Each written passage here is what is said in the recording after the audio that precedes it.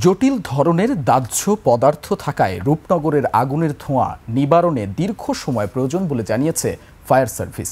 পরে নিখোঁজদের উদ্ধারে অভিযান পরিচালনা করা হবে বলেও জানানো হয়। জনবহুল এলাকা থেকে এইসব কারখানা সরিয়ে নিতে প্রয়োজনে আইন করার কথা জানিয়েছেন সমাজ কল্যাণ উপদেষ্টা। এখনও নিখোঁজদের খুঁজতে দুর্ঘটনাস্থলে ভিড় করছেন স্বজনরা। আদিত্য মামুনের রিপোর্ট। নায়াসিনামাইড ও স্যালিসাইলিক সমৃদ্ধ লিলি ফেস ওয়াশ যা ফেসের ডেড স্কিন সেল দূর করে দেয় দ্বিগুণ ফাস্টার ব্রাইটেনিং। মঙ্গলবার মিরপুরের রূপনগরে কেমিক্যাল গোডাউন থেকে ছড়িয়ে পড়া আগুনে পুড়ে যায় পাশের পোশাক কারখানাও। তবে রাসায়নিক কারখানা থেকে এখনও বের হচ্ছে ধোঁয়ার কুণ্ডলী। ধোঁয়ায় মিশে থাকা রাসায়নিক বিষ উদ্ধার তৎপরতাতেও বিঘ্ন ঘটায় বারবার ব্যর্থ হয় ফায়ার সার্ভিস। পরে হ্যাজমেন্ট টিম প্রবেশ করে কারখানার ভেতরে। আগুন ও ধোঁয়ার পরিস্থিতি তুলে ধরে ফায়ার সার্ভিস। নিখোঁজদের সন্ধান তো দূরের কথা, ধোঁয়া নিবারণেও লাগবে আরও সময়। ভিতরে অবস্থা প্রচণ্ড ধরনের আপনার ধোঁয়া আছে, সাদা ধোঁয়া আছে, যেখানে ভিতরে ঢোকা যাচ্ছে না, এখনো আমাদের অপারেশন কাজের জন্য এখনো নিরাপদ না। বিভিন্ন কেমিক্যাল একসাথে হয়ে বড় ধরনের একটা বিস্ফোরণ হতে পারে, বড় ধরনের বিক্রিয়া হতে পারে, যার কারণে কেমিক্যালে অগ্নি নির্বাপনের ক্ষেত্রে আপনার সময় লাগবেই।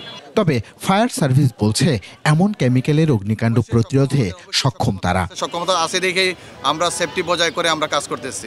বেআইনি এইসব কারখানার বিরুদ্ধে ব্যবস্থা নেওয়ার কথা জানিয়েছেন সমাজ কল্যাণ উপদেষ্টা। জনবহুল এলাকা থেকে কারখানা সরানোরও তাগিদ তার। এই ধরনের ক্ষেত্রগুলো যেখানে এই ধরনের কেমিক্যাল রাখা হয় এগুলো বেআইনি স্টোরেজ, এগুলো বেআইনি জায়গা।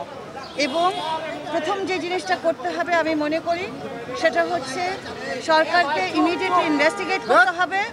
যারা এটা করেছে তাদেরকে আইনের আওতায় আনতে হবে এবং আমাদের স্ট্রং পলিসি থাকতে হবে।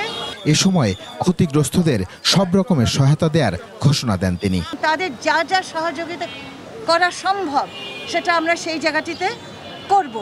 এবং আর কিছু মৃতদেহ আছে কিনা নিখোঁজদের বিষয়ে আমাদেরকে বললাম ইনভেস্টিগেশন তো করতেই হবে এবং সেটা খোঁজ নিতে হবে।